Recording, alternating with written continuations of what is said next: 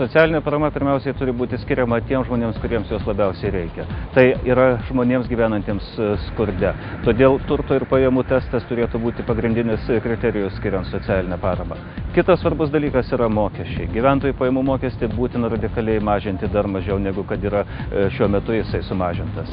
Nes ne valdžia, o žmonės geriau žinos, kur išleisti savo sunkiai uždirbtus pinigus. Ir todėl reikia sudaryti visas galimybės, kad tų pinigų žmonės turėtų kaip galima daugiau. Liberalų ir Centro sąjunga įsipareigoja iki 1500 litų padidinti socialinio draudimo pensijos dydį, mažinti mokesčių tarifus, kartu atsisakant mokestinių išimčių ir lengvatų, sumažinti gyventojų pajamų mokesčio tarifą iki 20%, išlaikyti proporcinę pajamų mokesčių sistemą.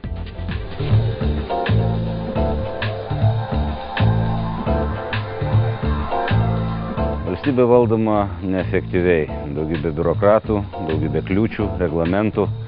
Liberalų ir Centro sąjunga savo programoje siūlo esminės permainas valstybės valdyme, nedidinant ministerijų skaičiaus, reorganizuojant jas, perskirstant jų funkcijas, steigti veiksmo ministerijas, kurios spręs konkrečias problemas. Partija įsipareigoja reorganizavus ūkio ir aplinkos ministerijas, įkurti energetikos ir būsto modernizavimo ministeriją, kuri organizuotų ir koordinuotų visų valstybės institucijų darbą šioje srityje ir pritrauktų privatų kapitalą siekiant prioritetinių tikslų.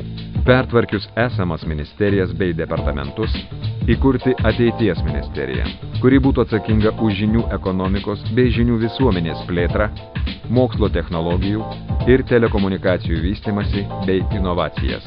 Gyventojų patogumui visuotinai bus pereita prie vieno langelio principo taikymo.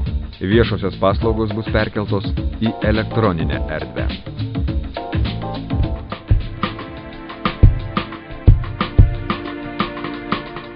Mūsų tikslas – naujos ir geriau apmokamos darbo vietos čia, Lietuvoje. Liberalų ir Centro sąjunga siūlo netidėliojant įgyvendinti verslo aplinką gerinančius sprendimus. Iki euro įvedimo būtų išlaikytas fiksuotas euro ir lito santykis.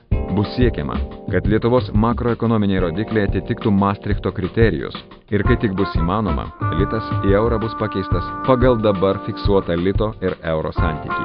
Taip pat bus mažinamas įvairių sričių verslo licencijavimas bei supaprastinti verslui taikomi reikalavimai.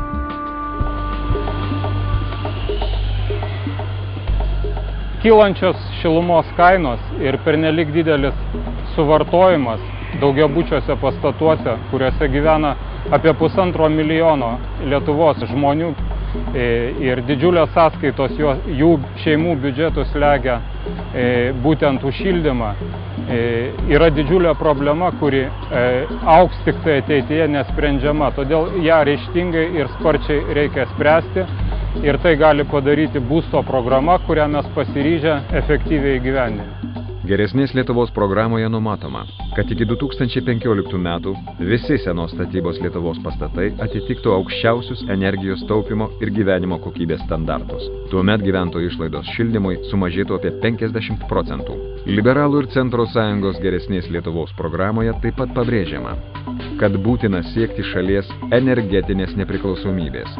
Todėl bus siekiama, kad atsinaujinantys ir vietos energijos šaltiniai Lietuvos elektros ir šilumos energijos gamyboje iki 2020-ųjų sudarytų 60% viso vartotojų ir pramonės poreikio. Įgyvendinus būsto renovavimo programą, ženkliai sumažės energijos sąnaudos.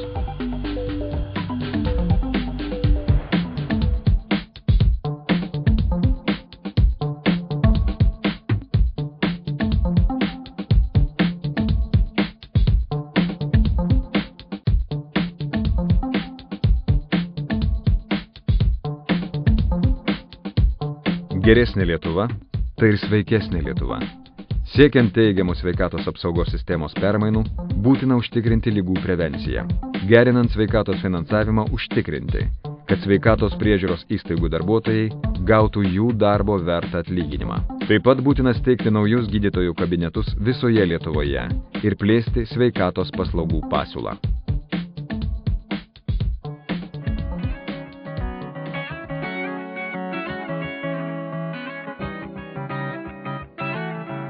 Mes Padarysim, kad žmogus gautų gerą išsilavinimą, atitinkantį pasaulinį lygį. Ir padarysime tai pakeisdami pačią finansavimo sistemą. Pinigus išsilavinimui turi gauti žmogus, jaunuolis, vaikas, tas žmogus, kuris reikalingas Lietuvai, Lietuvos gyvenimui, o ne institucija. Per 4 metus Lietuva turi tapti išsilavinusių, kūrybingų, iniciatyvių žmonių kraštas. Kito kelio ir kito pasirinkimo Lietuvai nėra. Liberalų ir Centro sąjunga užtikrins, kad 2012 metais pedagogų atlyginimai būtų didesni už šalies vidutinį mėnesinį darbo užmokestį. Peržiūrėjus mokymo programas, bus sumažinti privalomi mokymosi krūviai mokyklose. Didelis dėmesys skiriamas kūrybingumo, kritinio mąstymo ir vertybinių nuostatų ugdymui. Bus griežčiau reglamentuotas mokykloms skirtų mokinio krepšelio lėšų panaudojimas.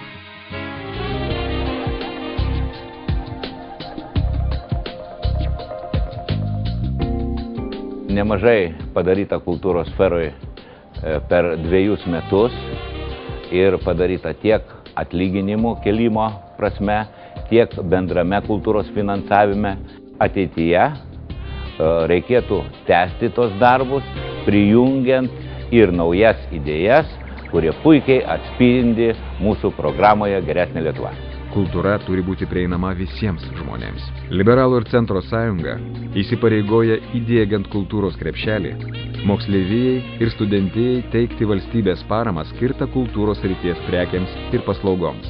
Kultūros plėtra bus vykdoma išlaikant deramą pusiausvyrą. Valstybė rems tiek aukščiausio lygio profesionalų meną, tiek mėgėjų kūrybą. Bus siekiama, kad kultūra taptų konkurencingo šalies verslo dalimi, o kultūros turizmas svarbiu jo plėtros veiksniu. Turtingi regionai – tai stipri Lietuva, todėl būtina remti ir skatinti Vilniaus Kauno dvimiesčio, kitų dvimiesčių ir urbanistinių konglomeratų plėtrą, skatinti Didžiosios Klaipėdos strateginio plano įgyvendinimą. Taip pat bus skatinamos miestelių ir rajonų centrų sąjungos bei partnerystė.